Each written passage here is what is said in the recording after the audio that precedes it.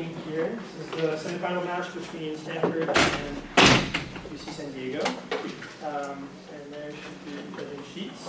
We'll start and have our teams introduce themselves, followed by our judges. We'll start with Stanford, UCSD, and finally our judges. Hello everyone, my name is Georges. This is the Stanford team, and I am a senior studying chemical engineer. Hi everyone, I'm Mirabai. I'm a sophomore and I'm studying economics and psychology. Hello, my name is Ursula. I'm a senior studying symbolic systems, which is essentially computer science and philosophy. Hi, I'm Allie and I'm a junior and I'm studying philosophy. Hi everyone, I'm Charlotte. I'm a sophomore and I'm studying computer science. Hey everyone, I'm Natalie and I'm a senior studying linguistics. I'm Michael. I'm Michael. I'm a junior studying cognitive neuroscience. Hi everyone, my name is Sandy and I'm a third year studying philosophy. Hi everyone, my name is Calvin. I'm fourth year and I'm studying philosophy. Hi everyone, my name is Sarah. I'm a third year and I'm studying philosophy and law and society. Hi everyone, I'm Asia. I'm a second year and I'm studying philosophy and environmental policy. I'm Sophie. I'm also a second year. I'm studying philosophy and visual arts. Oh, right. Hi, my name is Erica Preston-Roeder. I'm a professor of philosophy, and I am actually present. Hi. My name is Kyle Hirsch. I teach philosophy at San Jose State. And my name is Jacob Sparks. I teach philosophy at Cal Poly Sloan. Great. UCSD, you traveled further, so you can call heads or, oh, that wasn't funny. You can call heads or tails. As it is. It is heads. Would you like to go first or second? First. First. All right. So judges, please mark your sheets such that UC San Diego is team 1 and Stanford will be team 2.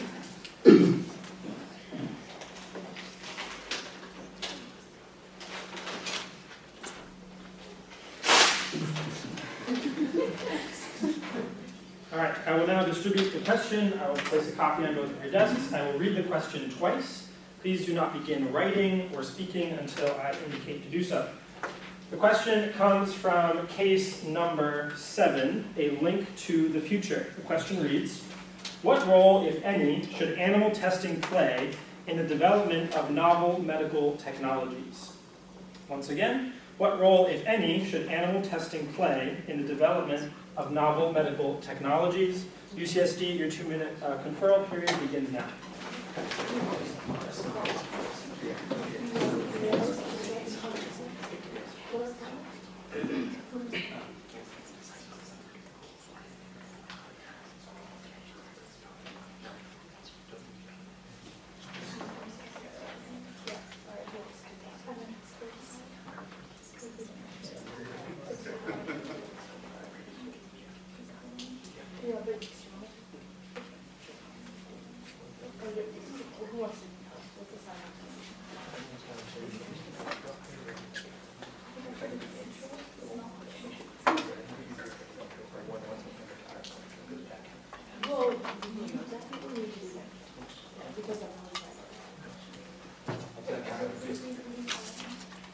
No, I'm going to be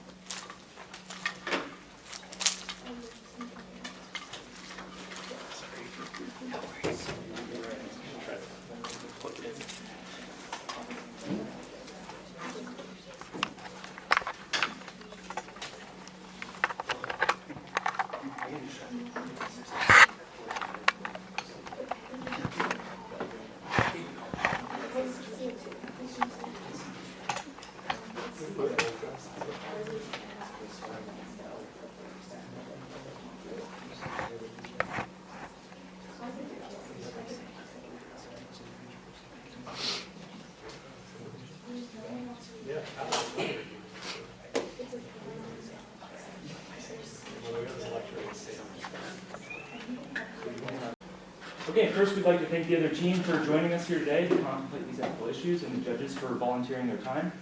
When it comes to the question, what role, if any, should animal testing play in the development of novel medical technologies, we take sort of a sliding scale approach. That is, we do understand that there's a big balance that we have to strike here between the interests of these animals and the inherent ethical worth that they show. We're going to get into the details of that and how we try to ground this morally, specifically with consciousness with my partner, and then we're going to move on and talk about the fact that there does need to be some significant restrictions in place, even if scientific technologies do have the ability to have net positive outcomes. And we'll talk about our framework for dealing with this. We'll go with the 3 R's, and we'll get more deep into that. After that, we're going to get into some counters. The counters essentially revolve around the extremes of this, sort of kind of rehashing our ideas in relation to sort of extreme views. One, if science is generally unpredictable, and the next novel possible scientific discovery is just around the corner, maybe if we're a little bit less lax to animal testing, we'll be able to make better discoveries and cure more harm. And then on the opposite of that, we'll get into why should we be able to act and restrict sort of freedom of what we deem to be ethically considerable agents in the first place. And with that, I'd like to pass it on for our sort of ethical grounding of this issue. Thank you, Michael. Yeah, well, I think in light of this question, and what we're really weighing here is balances between scientific development, right, and animal welfare. And in light of animal welfare, we just want to raise, with the continuation of science and studies on consciousness, we think that this is very important to take into consideration when answering this question.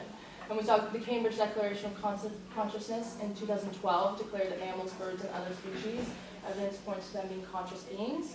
And with this, research on confidence, and knowing that many of these species therefore have capacity for pain, it's very important in our treatment of them that we take this into consideration. So we're kind of looking at our framework in that light, and that's why we are seeing this as a weighing scale, because we think it's important that in light of this research, and the field is continuing to develop, more research is coming in about how we should treat animals and their various levels of consciousness.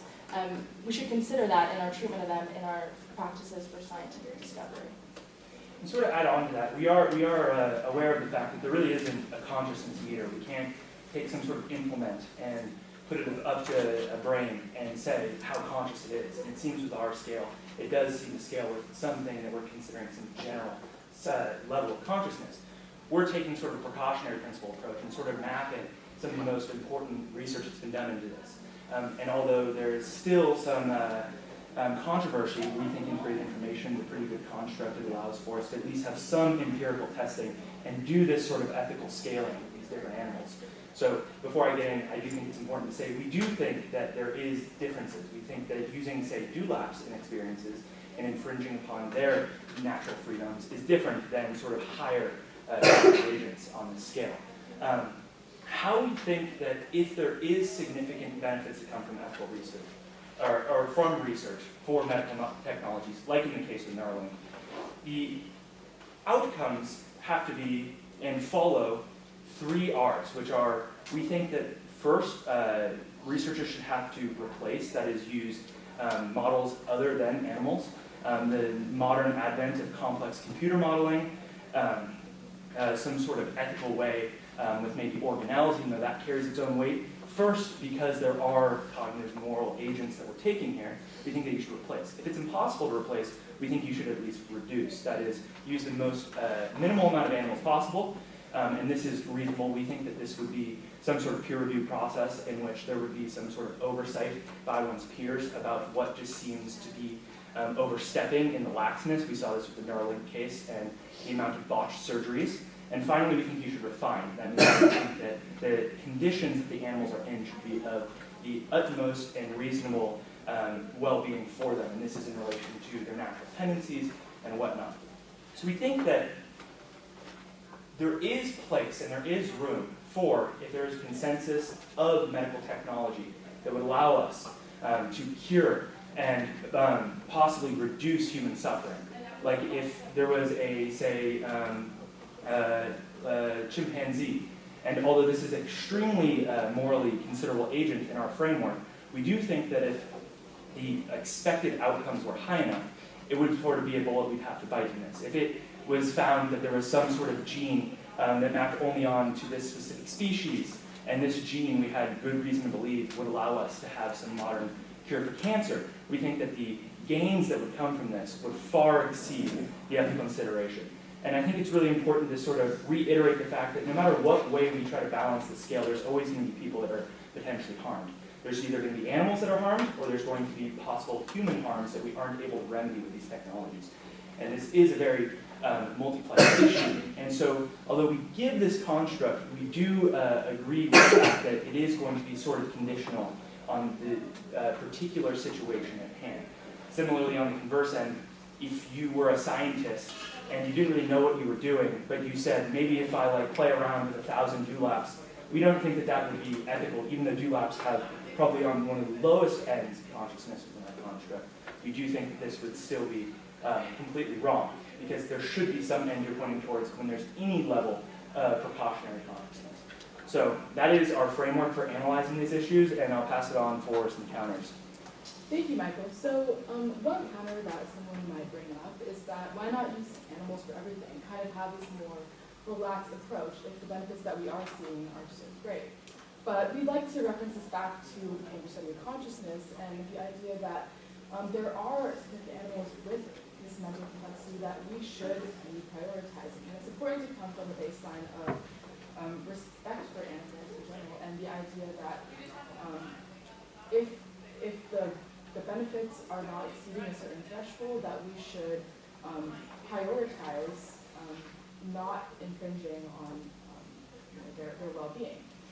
For example, there are circumstances where benefits are quite limited. For example, in situations like makeup testing, where we should come from the idea that the benefits of the situation are not outweighing the possible harms to these animals and the harms to animals that do have and showcase high levels of mental complexity. I would also like to add to this that, thinking about within the context of our framework, a lot of scientists actually don't have great reason for using the animals they do. We study breast cancer in mice. Curing breast cancer in mice doesn't map on curing breast cancer in humans. It may give us some mechanistic inclinations, but it doesn't allow us to directly have a cure.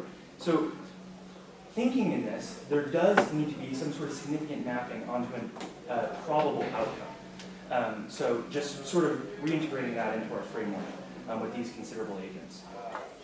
And for a second counter argument, we kind of want to discuss the complete opposite case of what Sandy gave us. So here, the counter argument might be, look, we still don't know everything about the extent of cognition and pain in animals. This is a rapidly developing field. So why use animals at all if it's possible we're going to cause serious harm to them at a mass scale without even really knowing it?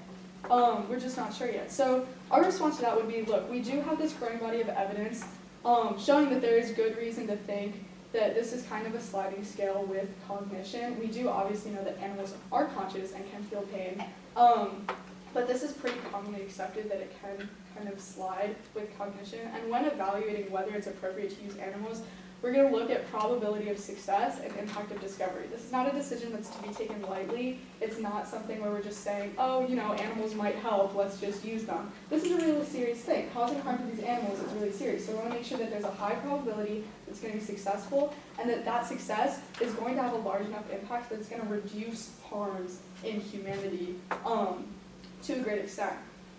So in that case, it would seem justified. Now I'm going to pass it on to Sophie for our conclusion. Thank you, Asia. Yeah, so to restate our answer to the question of what role evaluation animals has to play in development of medical technology, we think that it should have some role, but that it really has to meet some certain principles because we're balancing the interests of animal welfare and the reduction of human suffering. And so, as Michael described, our main point is that it has to meet the three R's. Well, first it has to significantly reduce human suffering, and the ethical consideration has to exceed the ethical consideration of the animals. And then it has to meet the standards of replacing, reducing, and refining the three R's that Michael described. But we do think that as long as the procedures can meet those three principles, we do think that the interest of human suffering outweighs the harms of the animals in this case. And so we think we have a tentative role that it plays, but those are the standards that they have to meet. Okay.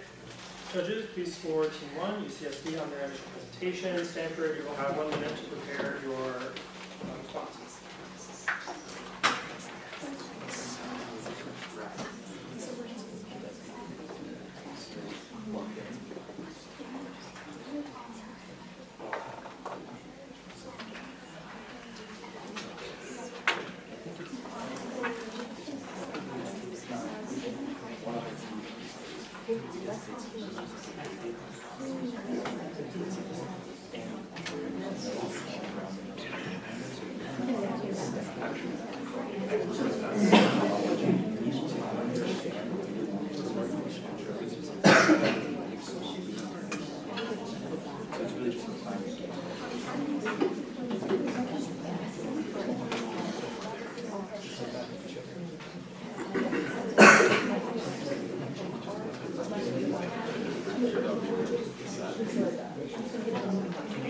Yes, all of these That's 1 minute.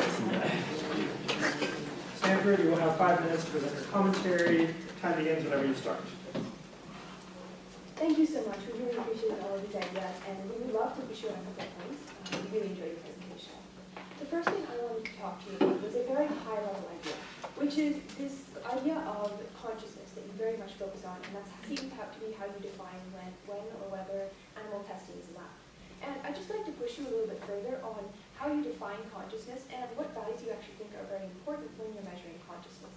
So, for example, is there a specific threshold of consciousness that's allowed? And should we even consider things like the fact that our definition of consciousness is very human-centric? So maybe is there some other aspects of consciousness that we should consider beyond just our very human-centric beliefs when we're looking at animals and considering what harm we should do to them? I'll pass it on to my colleague. Thank you, Mirabai. I want to talk directly about your consequential weighing that you provide throughout the case. It seems that your response to when animal testing should be used is when it seems that the benefits would outweigh the harms. And I would argue that this is a very tricky question to answer conclusively. Many scientific research is done without knowing what's going to happen or whether it will be successful, but yet we still engage in scientific research as an institution, not knowing exactly the benefits or harms that will result from that research. And so this makes it difficult to assess the probability of success, which is the metric you use times the impact. We also don't know the impact, because sometimes research on seemingly completely irrelevant topics yields critical insights, such as was the case with CRISPR. And so I struggle to see how this probability of its success times the impact that you mentioned is going to give us a very clear guidance on when, in fact, we should be pursuing scientific research. We recognize that most clinical trials, even those done on humans, have a very low success probability. And as you mentioned, most research done on mice also has an extremely low probability. But that's because computer models and things before that have an even lower probability. I believe the current statistic is only 1 in a million drugs that are candidates actually become FDA approved, which just shows you how much loss there is in this discovery pipeline. And so given these very low probabilities and unclear impacts, how is it that we should practically apply your consequential considerations to decide when to pursue animal research? With that, I'll pass it on to my next teammate, Natalie. Thank you, Georgios. So now that Georgios has raised some consequential concerns, I'd like to come at this from a different philosophical lens and provide a higher level objection. So it looks like your case is focusing on this sliding scale, this idea of consciousness, which is empirically proven in certain cases. Is that really the bar that we want to use when we're determining the worth of an animal morally? Is there not some normative reason why we simply shouldn't be harming animals that doesn't have to do with whether they've been proven to have consciousness or not, or some idea of cognitive capacity? Does this case mean that I am justified in culling as many fish or lizards or worms as I would like for the sake of research solely because they haven't been shown to have sufficient cognitive capacity or consciousness? A lot of other philosophical theories would say that generally we shouldn't be harming animals regardless of what their consciousness is. For example, virtue ethics might say that in order to practice the virtue of beneficence and non-maleficence, we ought to normatively not harm animals just as a rule. So I'd like some further clarification on that. Next, I'll pass it off to Ellen. Thank you, Natalie. So I'd like to push you a little bit on this decision of how do we decide what research is just and what research to do in the first place. So scientific discovery has a wide range of accomplishments and includes medical technologies, but it also includes other things like knowledge for the sake of knowledge. So does your framework also apply when we're just trying to find out things like if I just want to find out what the reproductive habits of chimps are without any relation to like human medical discoveries? Does your criteria still hold? Do we still follow the same regulations? What research is just and how do we decide that? With that, I'll pass it off to Georgios. Thank you, Ali. So one additional practical consideration I want to think about is, say we implement your approach as you describe it, and we have this criteria that we would like a little bit more clarification about, but say we apply and implement it. And the US actually and the EU have very strict animal regulations that they have generated because of the exact considerations that you are bringing up. And what happened was there was this massive flight of researchers, especially those engaged in neuroscience, that requires either chimpanzees or apes to China and Japan, where the regulations are much lower. And so one concern that we have is, do you have any considerations about research leaving the United States and going to other countries, where other countries will benefit from the research that will not benefit the United States, and whether we can really claim that we have a moral win if we're just simply exporting our dirty work to another country that doesn't care as much about the regulations. With that, we want to thank you for your presentation, and we look forward to hearing some further clarification on some points, notably this idea of the human-centric approach with cognition, whether cognition is really what we should care most about when harming animals, further clarification on the consequential weighing, and then also this final point about potentially fleeing the country for research. And that's time. Judges, please score team number 2 on the opposite side of your sheet. UCSD, you'll have 1 minute to confer, beginning now.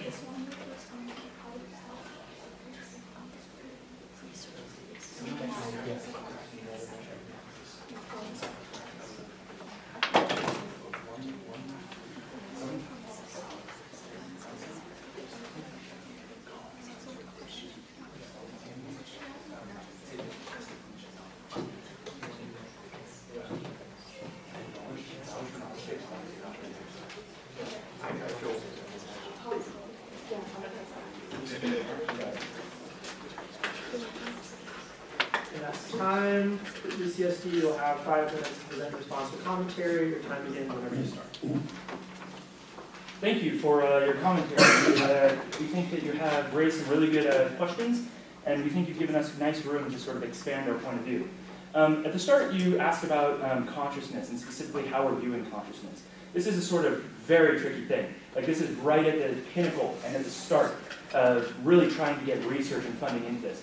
We haven't even started to solve anything about the hard problem, which seems to be like categorically something that would have to be solved in order to be able to make some sort of justified complete watertight claims. So while we don't have that, within our construct, we do think that there are some engaging empirical evidence for scaling consciousness. We talked about integrated information without getting too much into detail. Essentially, the amount of information that can be lost, the smaller amount of information that can be lost without causing perturbations in the system, the higher the integrated information. Essentially speaking, this maps onto our intuitions about the increasing sliding scale across complexity of the brain, from reptiles to mammals to primates. We have more integrated information in our brains. And you talked about animal cognition. I think that's really interesting. That's, once again, another field that's just starting. We actually have one of the lead researchers on that at our university, and he talks about the fact that we don't really even understand if dogs can understand a single word. Like, we're still working on this very fact. We don't even have the easy problems of their cognition solved. So the hard problems seem to be even worse. This could seem to be initially a major fault to our problem, to our construct, but we think that with the precautionary principle and the fact that it does map nicely onto our intuitions, it would be pretty strong to try and take this as an initial step to act most ethically. And I think that goes nicely into what you were talking about with science, that oftentimes science is unpredictable. That is the very nature of science. We never know what's coming around the corner, and it's always provisional. It's actually, if we had a sort of crystal ball, there would be no need for science. But I don't think it's unprecedented for there to be lots of ethical restrictions with science. I mean, every university, every study that goes up has to go through a review board. So it doesn't seem to be having some sort of top-down control over this. And it seems to be very nice to take this sort of radical materialistic approach, but at what cost? What are we doing to ourselves and our society if we do take that? And finally, I'd like to comment on your computer models argument that it's actually done less than animal models and been less effective. I mean, I think the Nobel Prize this year just went to AlphaFold in chemistry, essentially solving the protein folding problem. This has been a historically huge problem in the fields of biology and chemistry. This was solved by a computer model. We think that there is substantial amount that can be brought out of the computer models, and that this isn't some sort of minor sort of thing that is sort of a just side track to real scientific research.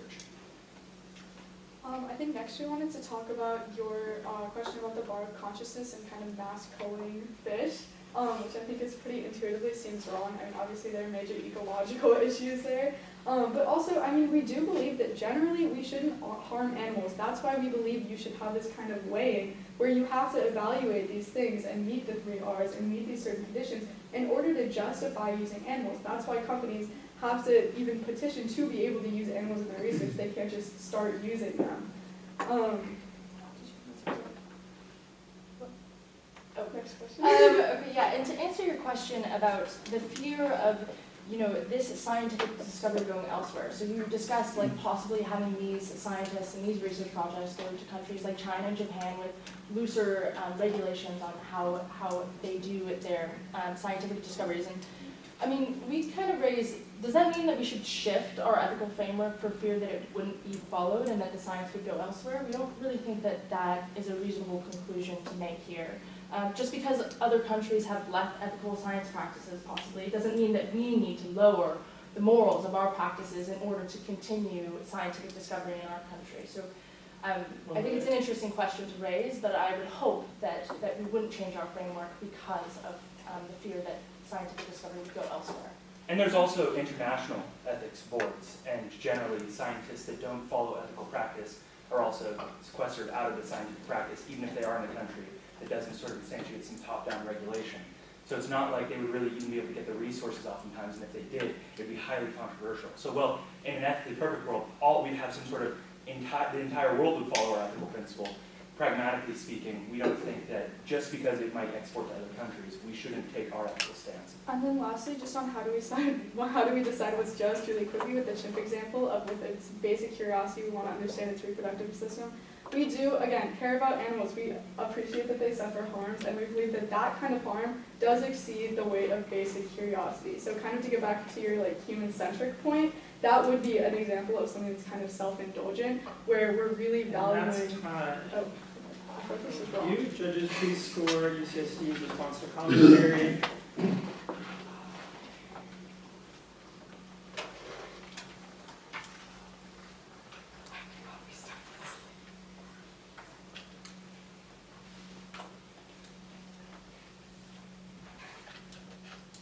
When you're ready, you'll have a minute to defer.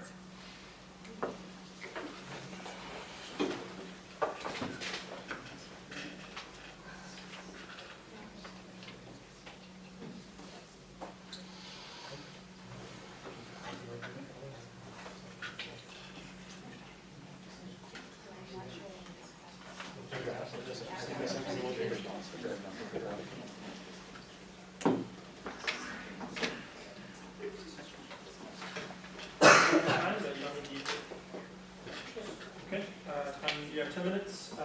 UCSD to answer those questions. Great presentation. I just want to maybe ask for something that's a clarifying point about your 3 R's. The third one you mentioned was refine the conditions that the animals are kept in.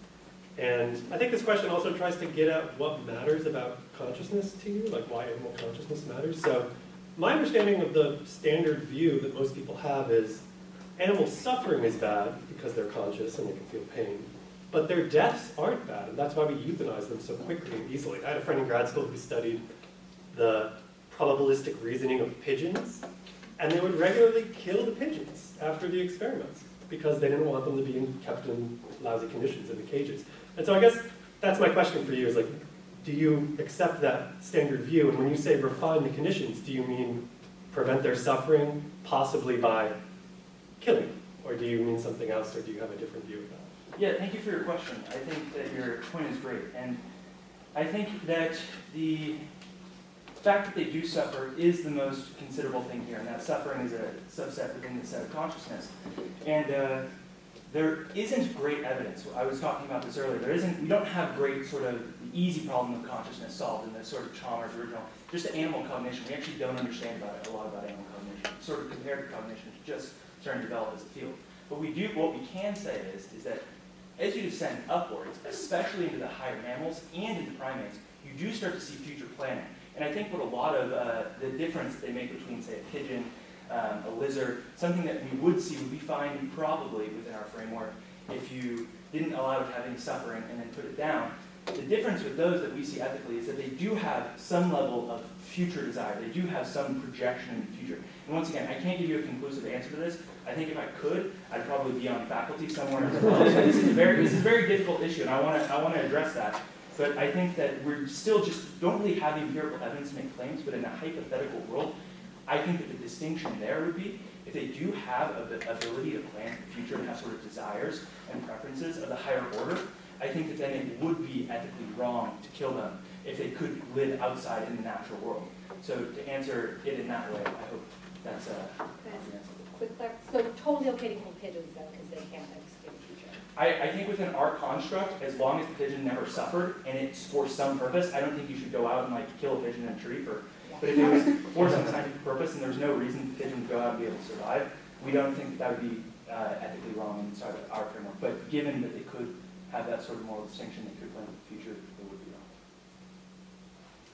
All right.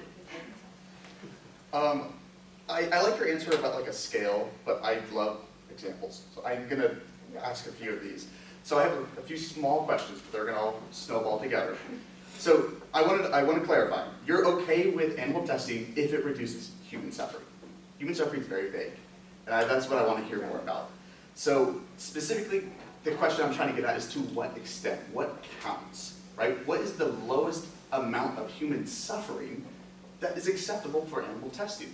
Maybe such testing that was brought up where maybe the animal will die after. Maybe that's beneficial to the animal, who knows? But that's what I wanted to hear. And the final question that will add on to that is who is making that decision?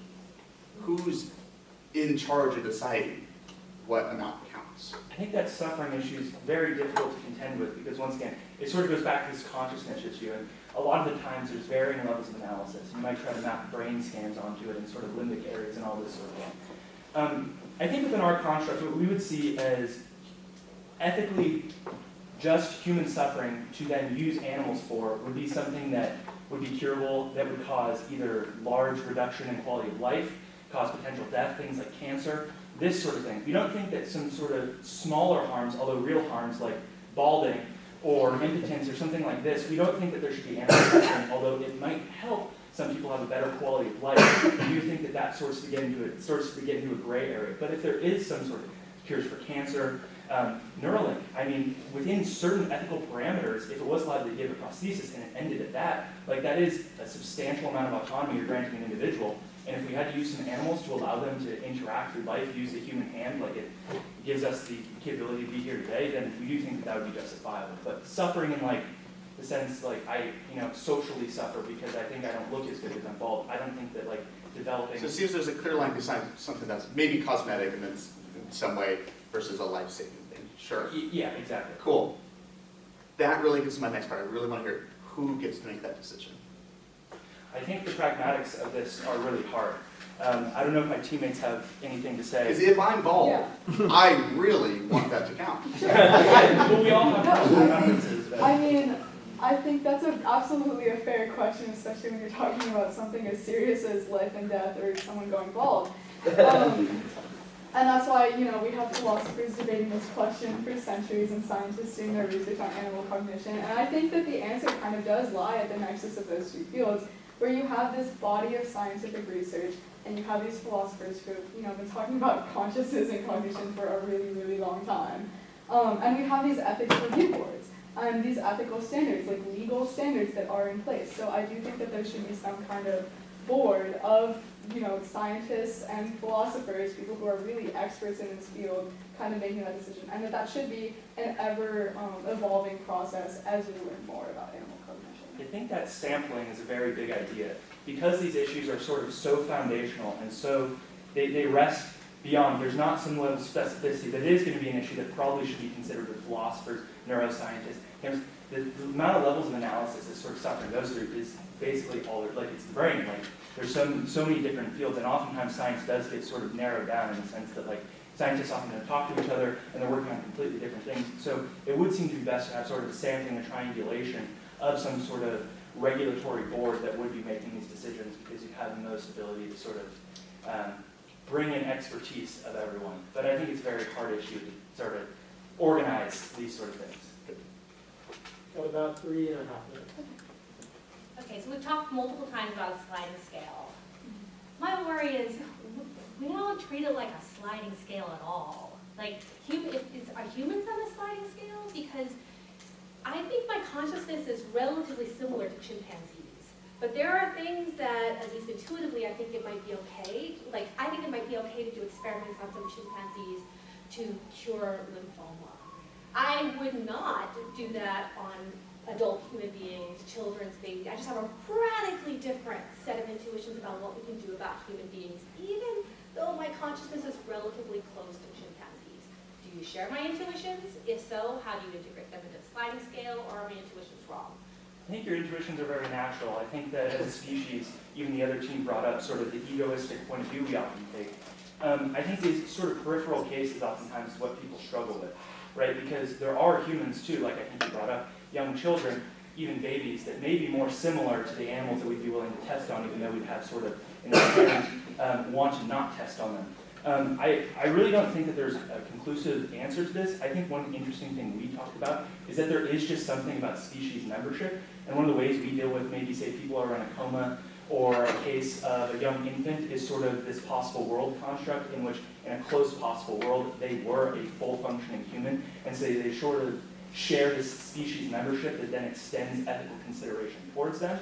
But I agree. I think at the end of the day, it's very hard to sort of balance the fact that there is a lot of vagueness and a lot of fuzziness in sort of different humans, different animals, and there's not sort of these strict lines we can draw in between, and that's why we think it needs to be sort of. Let me say it differently. Yeah. If there's a sliding scale, it seems your view suggests we should need to radically change what we're doing around animal testing. But it didn't feel that way when you were talking about the 3 Rs. That seemed like you were sort of like thinking we're kind of in the vein of what's acceptable here in the US.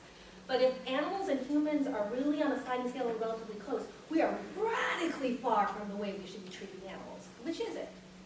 I certainly think that we're super close to the primates, extending all the way to monkeys and such, just sort of all the empirical evidence we've been able to gather.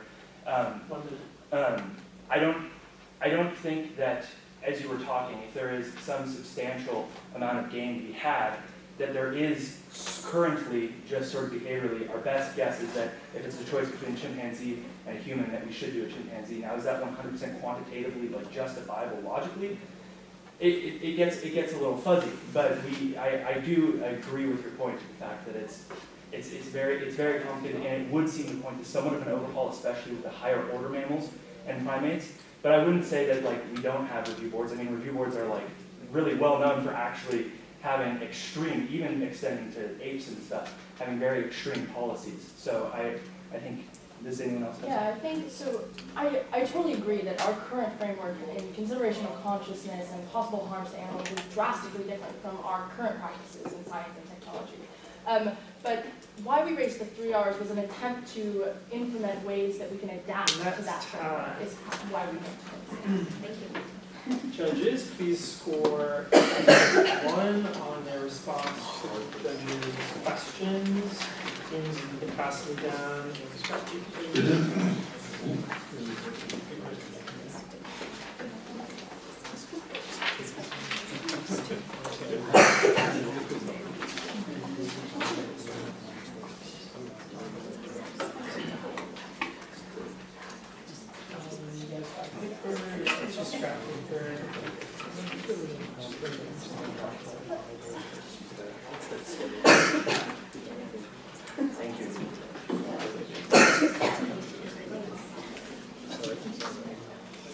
Okay, does everyone have enough paper?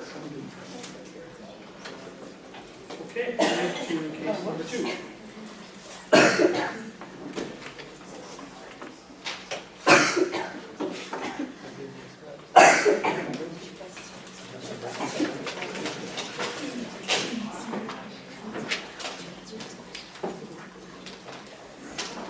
Okay, once again, I'll just copy the question on both teams' tables. I'll read the question twice, and after that, you may begin writing and conferring. The question comes from case number 5, life in the parking lot. Does the presence of the safe parking lot in Sedona infringe on the rights of any nearby residents or businesses who don't want the lot to be used in that fashion? One more time. Does the presence of the safe parking lot in Sedona infringe on the rights of any nearby residents or businesses who don't want the lot to be used in that fashion? Stanford, your 2 minutes begins now.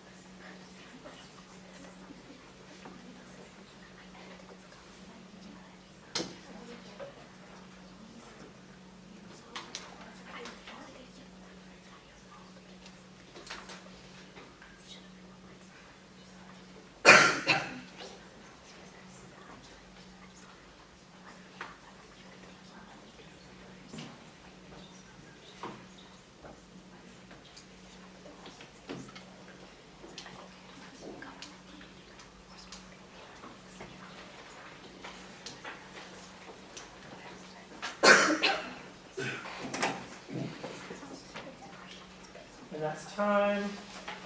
Stanford, would you like warnings at 3 and 1? If so, verbal and or visual. Just visual, please. Just 3 and 1. Just visual, 3 and 1. Okay. Your time, your 10 minutes to present begins whenever you start. Okay, we'd like to start by thanking our opponents for coming to have this conversation today and our judges for making this all possible. So the question we received reads, does the presence of the safe parking lot in Sedona infringe on the rights of any nearby residents or businesses who don't want the lot to be used in that fashion? We think that the answer to this question is yes. Somewhat the nearby residents' right to have a say over what goes on in their community is being infringed upon, but this right is vastly outweighed by the benefits of the parking lot and the ability of the parking lot to secure the central human capabilities of the homeless individuals who are gaining a safe place to sleep and a place to get their life back on track if they're getting employed, for example. And so I'm going to begin our presentation by laying out the normative backing of our case, which is the capabilities approach. So the capabilities approach makes a distinction between formal rights and capabilities. It's an approach to well-being that focuses on people's actual ability to achieve their well-being. And so the capabilities approach, again, says that formal rights are not sufficient, that someone may have the formal right to something, but instead we should be focusing on their actual capability of achieving that right. As an example, we can think about voting. It's possible that in a country, every person has the formal right to vote, but if the nearest polling station is 200 miles away, they don't have the actual capability of voting. And so I've laid out, this definition of a capability. I'm going to pass it on to my teammate Natalie now to talk about which capabilities the government has an obligation to protect, and I'll pass it off to Natalie. Thank you, Ursula. So now that Ursula has laid out this evaluative framework that we'll be using as our weighing mechanism, which is Martha Nussbaum's capabilities approach, I'd like to expand upon that.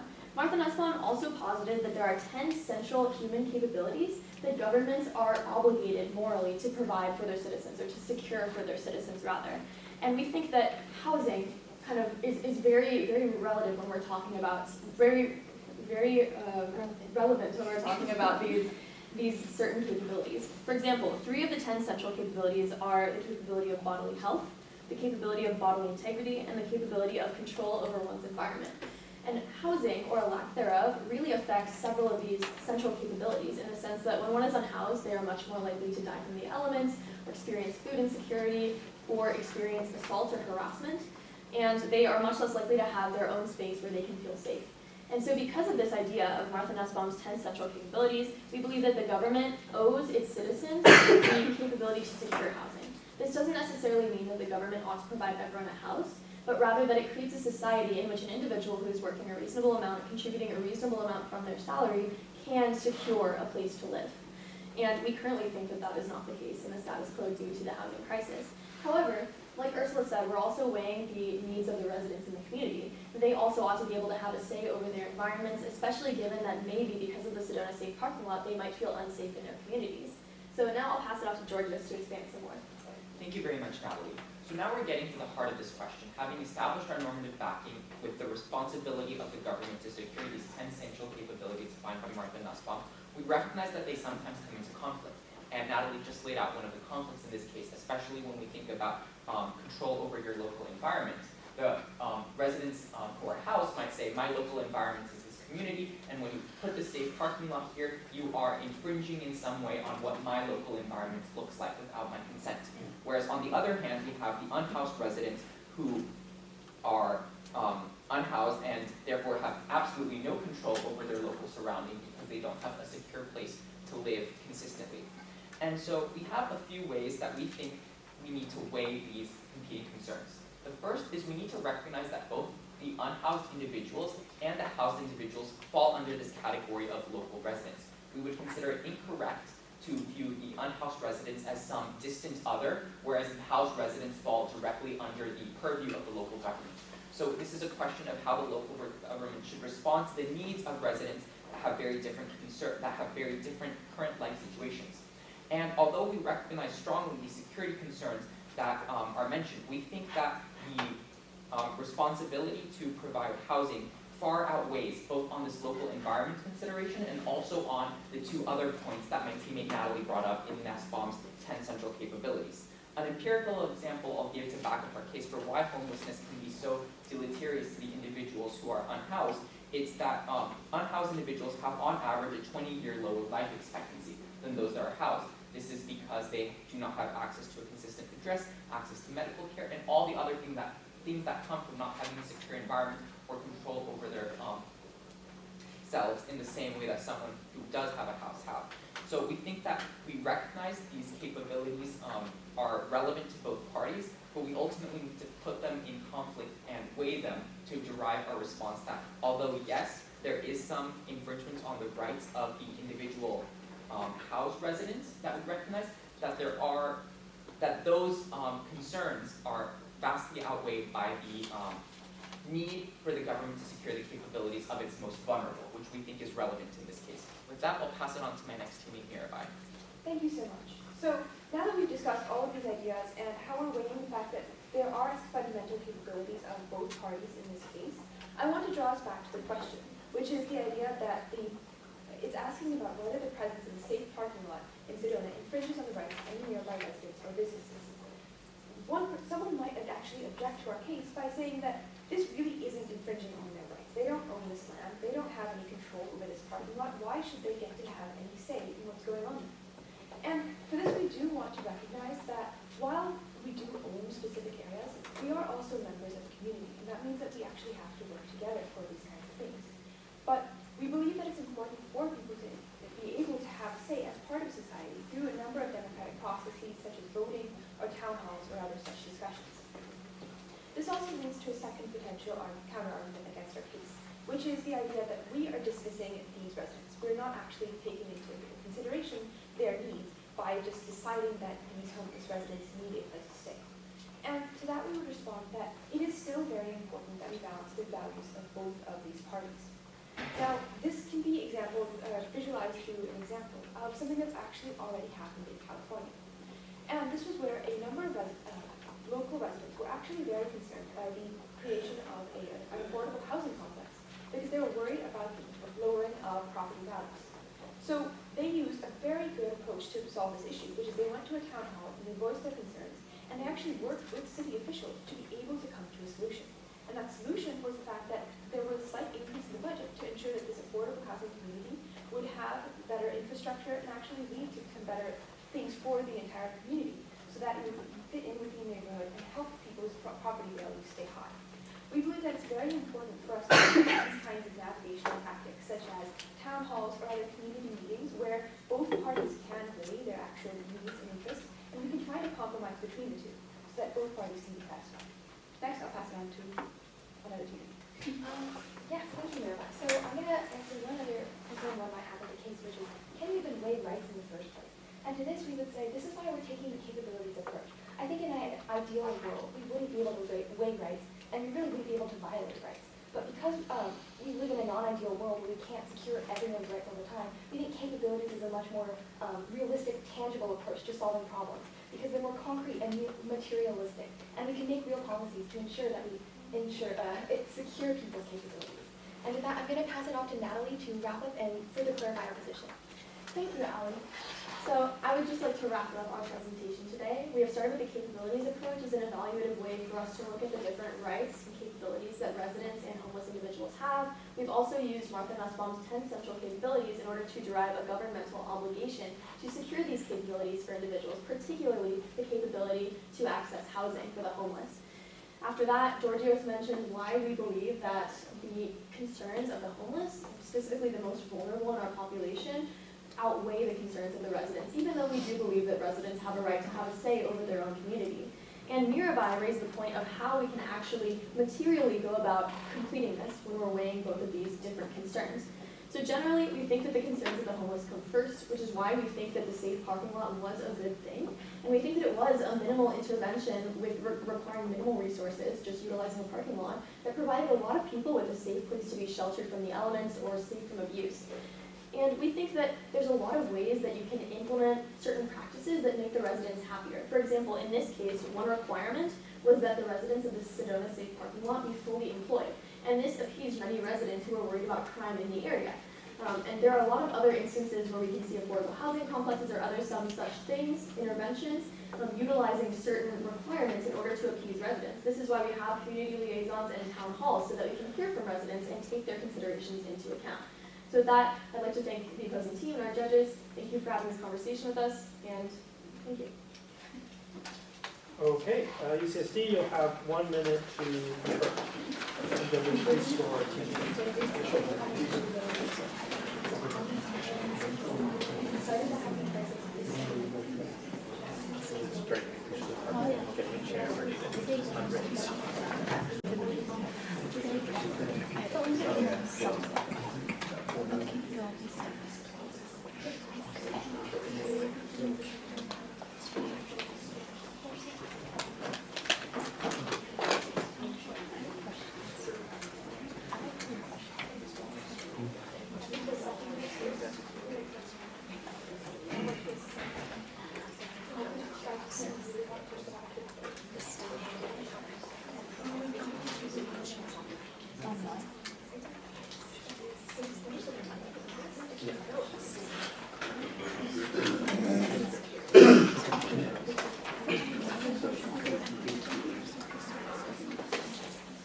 That's time.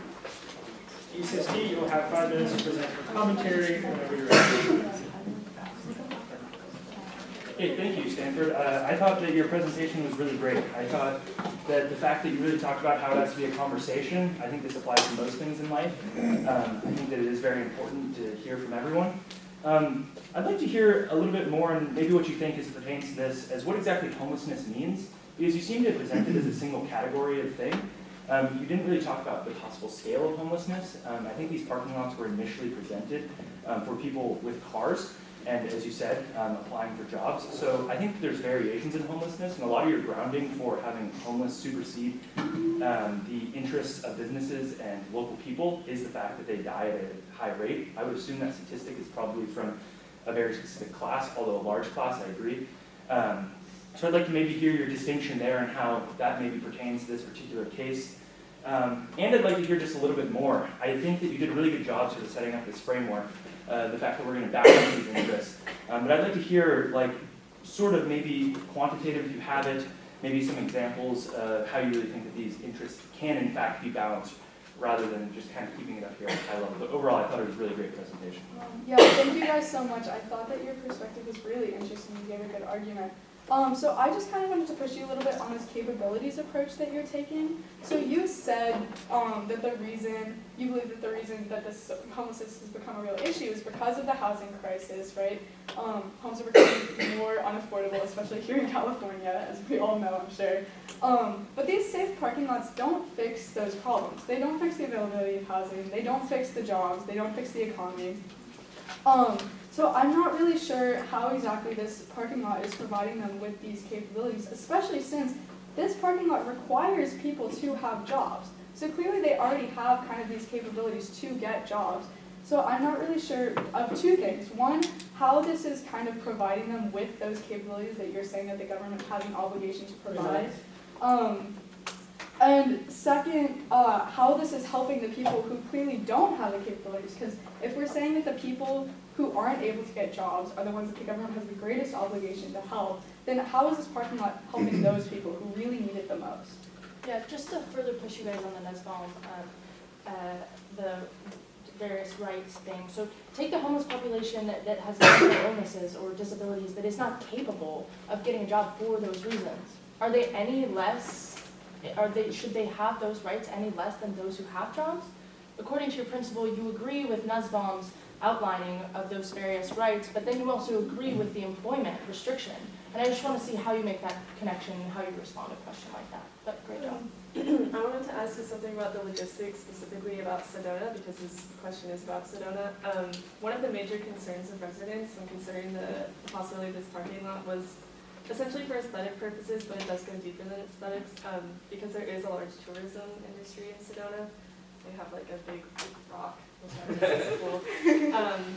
And the parking lot was planned to be put basically in direct view of this landmark. And so a big concern was that it's going to affect the economy, which is largely based on that tourism industry, which it seems is kind of not conducive to what the point of the parking lot is, because it's pretty generally accepted that this parking lot is used as a band-aid solution to take a step towards fixing homelessness, but if it is long-term impacting the economy, which might even make housing less secure for already housed residents, I'm wondering what you think of that case where it might have a short-term benefit, but is actually long-term affecting the residents of the community at large. And not only people who are housed, but also then if that does affect the economy, it's going to make it even harder for people who are unhoused to get a job. It's going to affect their capabilities in that way.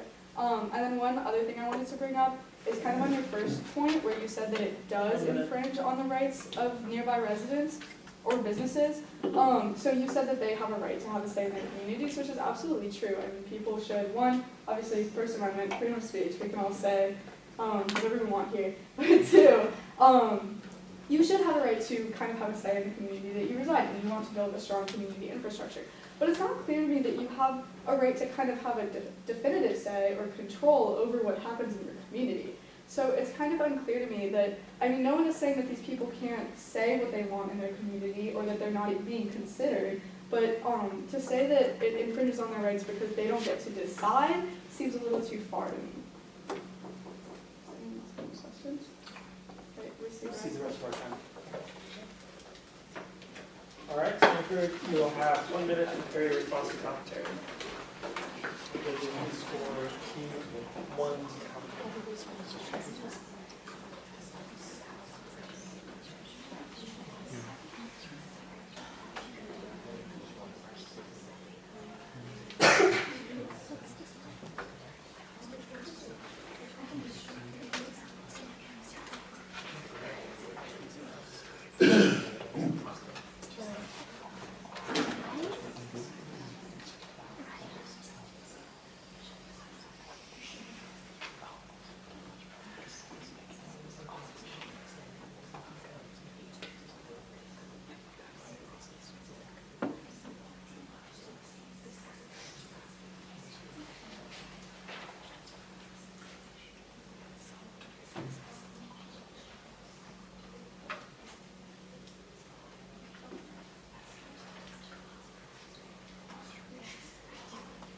That's time.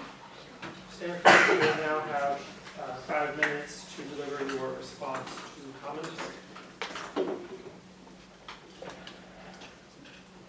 Thank you so much for all of your commentary. We really enjoyed it, and we would love to engage in this further. I think what a lot of our initial case focused on was the specific parking lot, just because that's what the question asked about.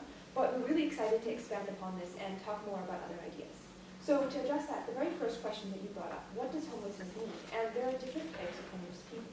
And you're absolutely right. We recognize that is the case. I mean, we can look at the example of, for instance, someone who is unhoused but living in their car and has a full-time job, which would be someone who would be a candidate for the Sedona parking lot, versus someone who, for instance, is living on the streets and has a severe mental health issue. And under the capabilities approach, we recognize that we actually have different obligations to both of these parties.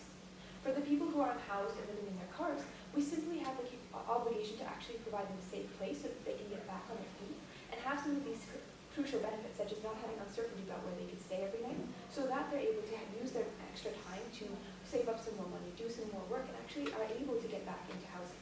Versus, on the other hand, we would look at people who, for instance, have mental health challenges, and we'd say we actually have further obligations to them. So, for instance, providing them counseling or other safe shelter, so in order for them to be able to get back on their feet. So we want to highlight this point that underneath the capabilities approach, this is by no means a one-size-fits-all solution. And while the safe parking lot is not a solution for everyone, we are not saying that. We are simply saying that it could be a solution for some people. And we should not allow this idea of preventing a solution simply because it's not perfect for everyone to prevent it from helping a few people. Next, I'll pass it on to my teammate, Natalie. Thank you, Mirabai. So to jump off of Mirabai's point about how there are different populations within the homeless community who have different needs, I'd like to expand upon what we would advocate for more broadly when dealing with the homeless population, as many of your questions talked more broadly about the housing crisis and other such topics. So again, because we were focusing on the specific nature of the question, we did advocate for the Sedona safe parking lot. However, as Mirabai said, we would not think of this as a one-size-fits-all solution because different populations within the homeless community have different capabilities. Mirabai brought up the example of people with mental health challenges. Another good example would be addiction, right? We see a lot of interventions to help the homeless that also have certain guidelines and restrictions, such as the restriction to not use drugs on the premises. and this idea that you might be working with someone who can counsel you in terms of rehabilitation. We have a lot of different interventions that help different populations in the homeless community, and we think that this is exactly what the government should be doing and that they should do more of it to the extent that they can. We think that we ought to be helping with targeted solutions at different populations of residents. So this might look like building affordable housing complexes to prevent people from going out onto the streets because they can't pay their rent. This might look like building centers that are focused on helping people who are addicted to drugs and need certain rehabilitative treatment. And this might also look like providing a safe place for people to be safely parked in their car so that they can sleep there at night. The thing with the Sedona Safe Parking Lot is that it provides a very small boost to people who are already fully employed but are temporarily living out of their cars and are very likely to make a recovery such that they can secure housing later on. And we think that targeting this small boost towards them and their specific needs is a very good thing. Next, I'll pass it off to Mirabai. Thank you so much. I just wanted to add on one other point to this, which was addressing your question number 4, which is the idea that are people who are unable to get jobs or unable to qualify for the safe parking lot less valuable. And I just wanted to make it very explicit that we are absolutely not saying this is the case. We're simply proposing a single solution for a single population, and in a much broader sense, we do believe that we have obligations to help these other populations as well, just in ways that are more tailored to what they need. Next, I'll pass it on to Alex. Thanks, Mirabai. So to address your comment about how this tourism industry in Sedona might be affected by the safe parking lot, first I'm going to consider one of the alternatives. So suppose you have Sedona residents who now no longer can live in a home and have to live on the streets. I think that would be just as bad for the tourism industry, if not worse, than knowing that there's a designated safe parking lot where they can be sheltered at night. And there would be much better outcomes for them. And I also don't think that we can just turn a blind eye to them and hope that they just leave Sedona. That doesn't seem like a moral solution either. And so it seems like, even though it's not the perfect solution, the government has first an obligation to the Sedona residents who would otherwise have a huge breach of their central capabilities of like bodily health and bodily autonomy. And so we think that this is how we would address the tourism objection, that we have to think about alternatives and also not turn a blind eye to them. And with that, I'll pass it off to Georgia.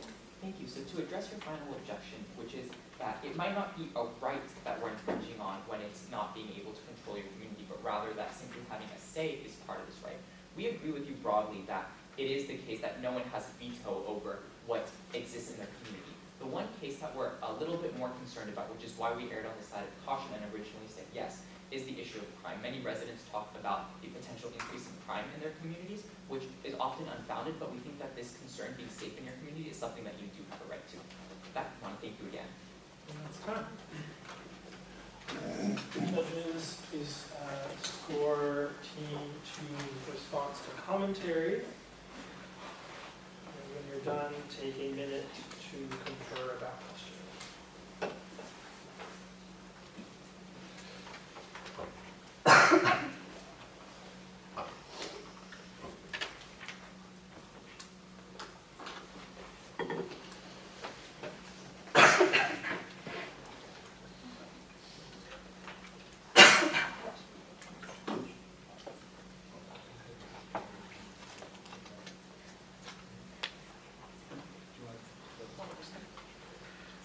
Thank you for the presentation. I understand that you're suggesting that we're balancing two rights here. So I'm wondering what this means for me as a resident of LA if I go to my local neighborhood council. Am I a bad person if I stand and say, I don't want that in my backyard because I'm improperly balancing the interests here? Or they're my interests. I articulate my interests as forcefully as I can in a community forum, and the chips fall where they may as long as it happens democratically. I can take this. I would respond that, of course, you are perfectly right in articulating what you think should happen in your community, as you do have a right to have a say in what happens in your community. I think when we're talking about weighing these different capabilities and erring on the side of the homeless, this is more of a governmental weighing that occurs. I think the individual residents are entitled to their opinions, and I think in many cases, residents speaking out about what they would like in their communities has led to some positive results. For example, the affordable housing complex in Atherton that was made more beautiful because residents were concerned about decreasing. Sorry, go on. I didn't realize you were talking about Africans, but go on. Next, I'll pass up to Mirabai. Thank you so much. I just wanted to highlight one point here, which is actually to go off of Natalie's point. When people are able to articulate their views, we can actually see that often the residents are not completely against the ideas or wanting to help the community. They're not saying we don't want to help you. They're just saying, for instance, we're concerned that you're moving off to the tourist money, or we're concerned that this will harm our property values. So it's actually very praiseworthy for you to bring this up. and actually help so that we can find deliberation together and actually come to a solution. Okay, so I based on what you've told me, I've seen the harms. So it seems to me like if I ask this the basic question, is a safe parking lot enough? I'm going to assume that your answer is no, it's not enough. But there should be something additional, right? And the whole thing I'm going to connect this to is the government obligations. Because if you said yes, it seems like the government gets off very easily, right? Because they're providing an extremely minimal condition. But your position seems to state that there should be a lot more happening.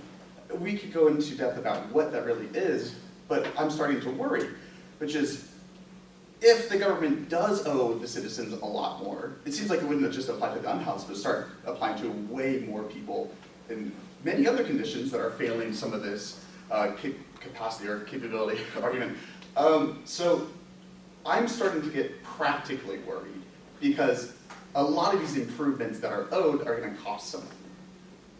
And I come from a small town where we rely on tourism, and I know this was something brought up.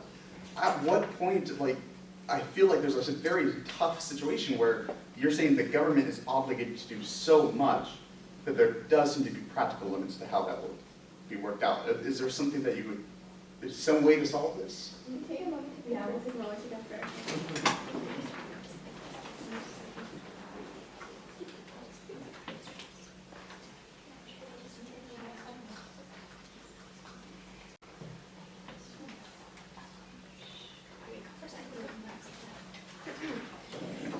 Thank you for that question. If I understand your question correctly, it's a practical concern about all of these things that we're detailing the government owes citizens. And in response to that, I would say, yes, it's true that currently the government is definitely not meeting Martha Nussbaum's standards. However, we don't think that that's a reason not to advocate for this position. Rather, we think that the government ought to be striving for these things, because what Martha Nussbaum is essentially advocating for is that fundamental capabilities such as bodily integrity, life, should come first, and rather the government should be focusing on the most vulnerable who cannot achieve those things. And also, on a more practical level, there are a lot of very cost-effective interventions that we can put forth, specifically when we're talking about the homeless population. For example, tax credits in order to make affordable housing more buildable so that it's a better thing for developers. The safe parking lot was actually a very cost-effective implementation of a homeless intervention. There's quite a lot that we can be doing that isn't simply just providing everyone with a house, right? So that is kind of our idea here, not necessarily that the government needs to do this right away, but that we ought to be striving in that direction. Does that answer your question? Can I just add a super quick, how much time do we have? 5.5 minutes. Okay, let me add one final thing here, which is I don't want to be in the world of just hardcore practicality or the world of the perfect scenario. I feel like there has to be somewhere in between where maybe even looking at population sizes of cities is going to be something that determines how much the government owes. And again, I'm worried about who we're helping, because if we are spending all of this money into infrastructure, and if I'm assuming your position, right, this could go into healthcare and it could go into a lot more things. I'm very worried about bleeding a place dry. Yes, I have to start. So I definitely understand this point, and the U.S. government currently has a massive deficit, so it's very understandable to be worried. And so I think ultimately what we need to derive from our approach is some type of prioritization. That seems like the response that would be able to solve this issue, whereas we're still striving for all these things, but in a government that needs to organize some day-to-day operations, it needs to have some way of saying, okay, we're going to do this first, and then we're going to do this, and then we're going to do this. And I think the way that we would go about initially sketching some type of prioritization approach is we would rely on the fundamental capabilities, but also have very realistic impact calculus about how feasible something is and how cost-effective it is, and try, even though it's very imperfect, to convert this stuff into numbers, because on a government level, in a country of 320 million, it's very hard to argue that we would have individualized interaction with all populations to understand their exact needs, and we would rather need to go for some more rough but potentially helpful type of prioritization mechanisms. Thank you. Great presentation, everybody. I was really interested in a little dialectic that happened here. You asked, what exactly is the right that's violated by the presence of the safe parking lot and the desire that it not exist in the residence? So you kind of challenged them by saying, well, the residents have a voice in the decision. Nobody gets a veto, nobody has a right to veto how land is used in their town. And then your response to that was to say, well, the other thing people have a right to is safety in their communities. But then I'm not convinced that the presence of the parking lot violates that right, even if people might have misguided views to the contrary.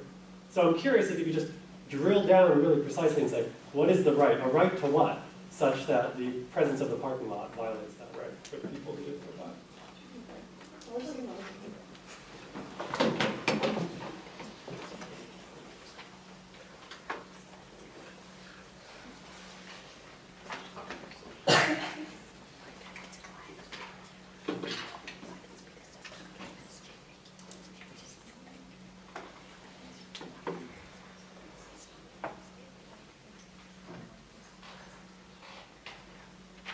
About 2.5 minutes.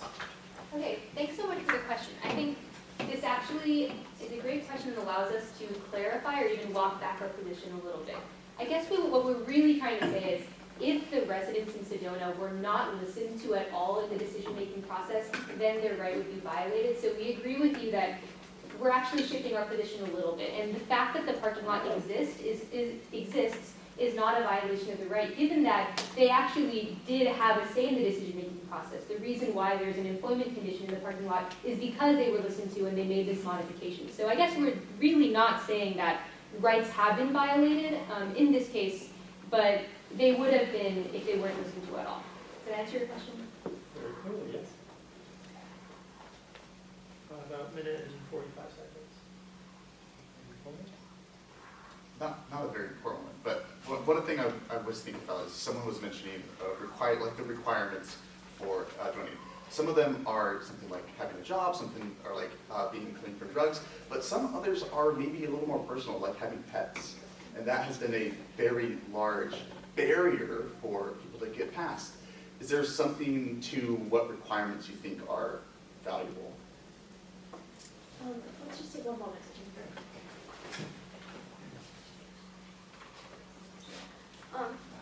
Thank you for that question. We actually puzzled with this when we were thinking about what requirements are morally permissible.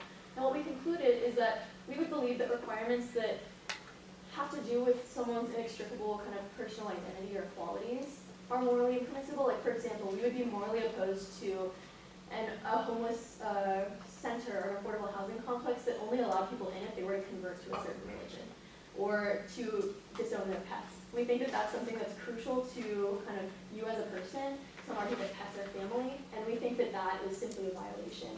However, something like a job requirement or a requirement not to abuse substances on the premise, we think are better and perfectly morally permissible. Cool, thanks. 25 seconds.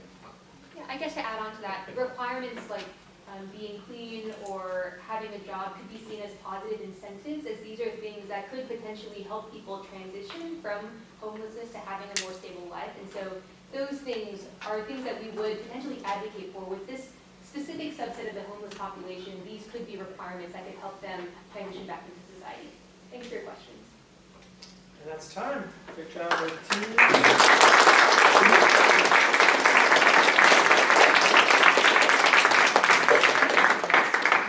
Just take a minute out of yours first, and then ready to read them off when you're ready.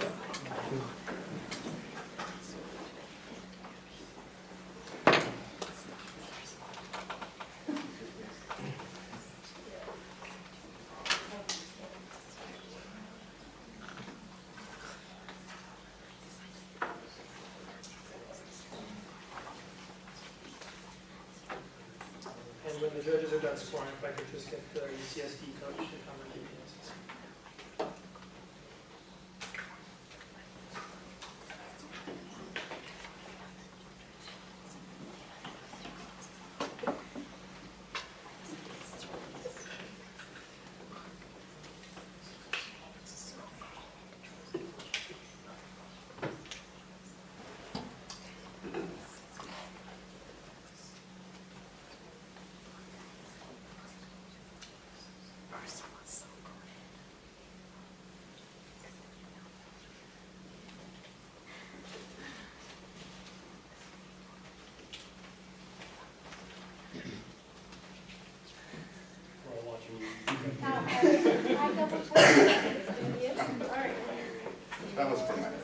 All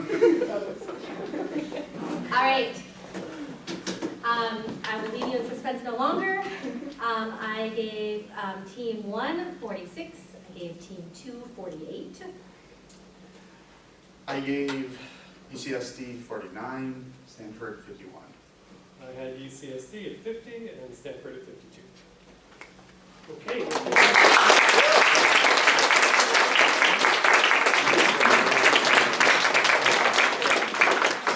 Don't get anything into the group numbers.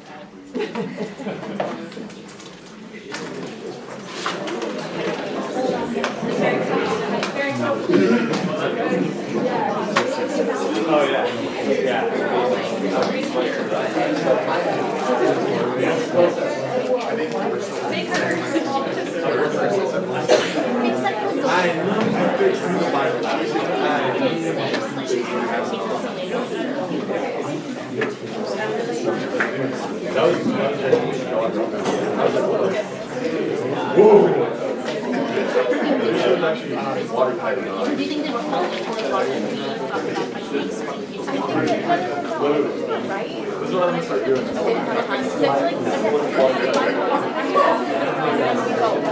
Yeah, next year we're gonna like. I think the funny thing that